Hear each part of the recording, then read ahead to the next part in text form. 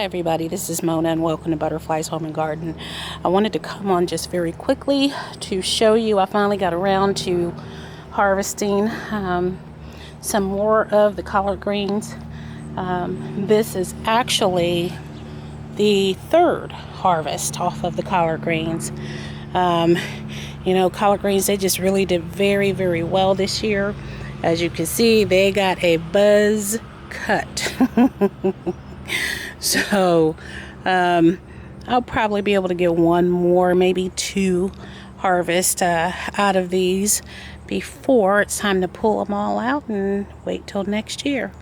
So I wanted to come on and just show you that, and I will take you in the kitchen to show you the next step. Alright guys, I'm so excited. I was walking into the house to go in the kitchen to show you the collard greens, but I stopped because I noticed this. Let me see where my finger is at. Look at that. That is my first fig. Oh my gosh, that is so cool. Amazing. I don't think there's any more on here. No, but I had to stop and show you that. Alright, I'll be back in a moment. Alright guys, here it is. One big basket of greens. So, I am going to get them all looked at, make sure there's no little critters still on them, and stack them according to their size, and I will bring you back as I get to that step. Okay guys, I am back. But I am not done. I have not even put a dent in that bucket of greens. But I did want to stop and show you Letitia over at Barefoot Gardening had made a comment on one of my videos that I did, I think, the last harvest with my collard greens, that they didn't have holes and whatnot. Yeah. So yes, I did get the holes, and the little rabbits had a little snack here and there. So I did get them, and I'm going to tell you what happened. The only thing that I have done different this season when it comes to all of the vegetables out there is I started my organic treatments as soon as I planted things in the ground, and as soon as those roots established, which it was probably about up to 5 days, that's when I started to use my neem oil with detergent, the peppermint oil, the rosemary oil, the DE, all of those things. So these right here, these holes and the little chumpings of the caterpillars and all of that came from me not getting out there for 2 days. I wasn't feeling well. So I just told Benjamin, just go water everything. But it is an everyday thing. I learned this year from experimenting with the treatments. Most people say, okay, well, once you do your neem oil with detergent solution, do it once a week. I did it from the jump, and probably maybe every 3 days. When I would start to see just one leaf to start to get the caterpillar holes and all of that, I started the treatment again. Like I said, 2 days of not getting out there, yeah, rabbits truly have been just a pain in the butt. Last year it was a Japanese beetle, and this year they came, but I put my Spectracide bag of bugs, I hung those up right when I started planting everything outside. So it, you know, detracted the Japanese beetles over to that bag. So I've had some damage, but not like last year. Last year, the Japanese beetle and we fought all summer long. I mean, just went to rounds and rounds and rounds. So now that I see that this worked for me this year by doing my treatments right off the bat, I will always do that every year. But I did want to come and show you, you know, that is not all peaches and cream in my garden. I still, you know, get the little critters and whatnot. And that's the only thing that I did different, guys. So I am not done by any means. But because I am going to cook some of these today, so I'm going to bring you guys along for that as well. So what I've done, I don't know if I can zoom in over here. Hold on. Let me see if you can look. Uh-oh, wait a minute. Over here, what I've done is just started sorting everything according to the size. So we got the small, medium, large leaves. And like I said, I am not done. So what I will do is once I get further along and start getting them cut, I will come back on just to show you how I cut mine. So I'll be back in a moment. Okay, let me show you guys how I cut my collards. Again, like I said before, I just, you know, kind of lay them out because I go through each one of these, the front and the back, making sure that there's no eggs or critters or anything like that left on them. And as I'm putting them in the sizes, I'm also making sure that the stems are all kind of meeting at the same point. So I'm just going to do one single cut to the leaves.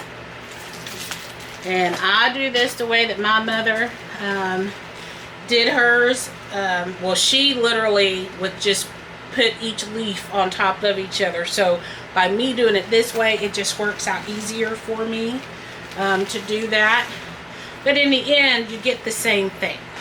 And I just take a stack about this thick and I just roll and try to get it pretty tight. And the key to having tender greens, the thinner you slice them. So the thinner you cut,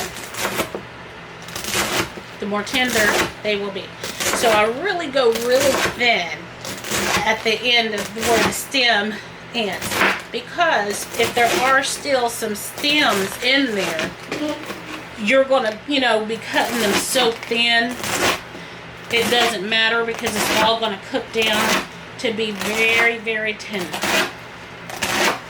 And this is all I do.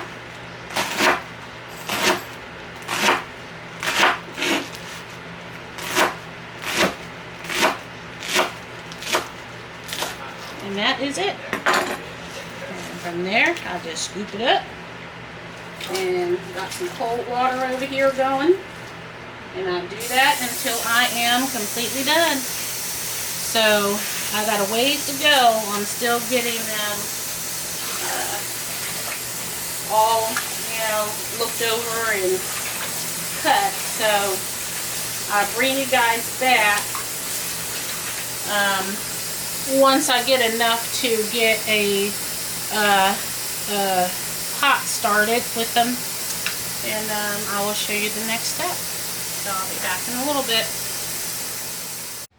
Alright guys, I am back, and what you are seeing is this is my big stock pot.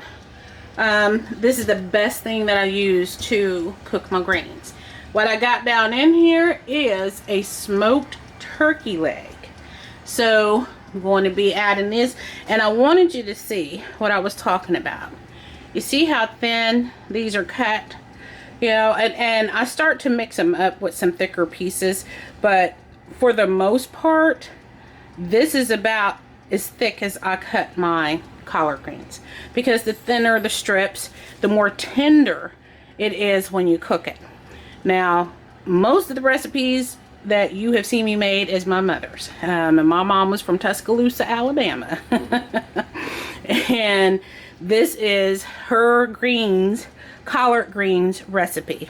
So I'm going to add these over into the stock pot, and you're going to keep cooking them, because once it cooks and it cooks down, then you're going to add some more of the cut greens in there until you get to where your desired amount is. I'm going to be filling up this pot pretty much to the top. I have an event coming up, so this right here will feed many people. So, and the only thing that I add, I don't salt people's food. However, with my collard greens, I do add just a little bit of salt. at the beginning of cooking, but other than this smoked turkey leg, I put some crushed red pepper, and that's it. And they are really, really good. So I have not finished the whole basket with the greens. I have this in here, and I'm going to cut these down and start cooking this down, and I'll let it cook slow, on low, real slow overnight. And they are absolutely delicious when I am all done. So I wanted to bring you back on and just to kind of show you where things are at. And the next time, I don't know if I'm going to do once they're done. I don't know. We'll see. So I'm going to end this video just in case I don't. So as always, be blessed, and I'll see you guys on the next video. Take care. Alright guys, I decided to kind of see the whole thing through. So you will have a little clip in there that says, you know, see you on the next video. But yeah, decided to come back and do a harvest to cook to plate. So what I do with this is, as you can see, all of those that I had cut up in the sink, it filled up this whole stock pot. And I want to say this is, oh gosh, 12 quarts. I'm not sure. This is about as big as one of my canners. So yeah, I'll probably say about 11, 12 quarts. And as you can see on here, you see the red pepper flakes. This is the only thing that I use in my collard greens. Some accent, crushed red pepper, and a little bit of salt. However, I fill this up all the way till you start to see the water. So if you push down on it, you know, because once it gets to this point, you're going to see this whole thing, the collard greens just raise up a little bit. The catch, and I think one of the things that helps to make it so tender is, originally when I'm filling up the stock pot, I put the greens in first on top of the smoked turkey leg, and then I start filling it up with cold water. Bringing it up to a boil from that cold water is a part of how the greens turn out to be so tender. So as this cooks down, you will see it's going to cook down quite a bit. And by then I'll have the other ones over here on the other counter cut up, and I'm just going to add those in there, toss them around, and let it continue to boil. Checking on it. I mean, it's going on 10 o'clock. So I'll probably be up for about another couple hours. So I will bring you back if I remember to grab my camera. But if I don't, I will definitely bring you guys back once everything is finally done cooking. So I will see you in a few. Alright guys, I'm back. I wanted to say, Davis, be quiet. Hey, that's enough. Sorry about that, guys. They have come up to a boil.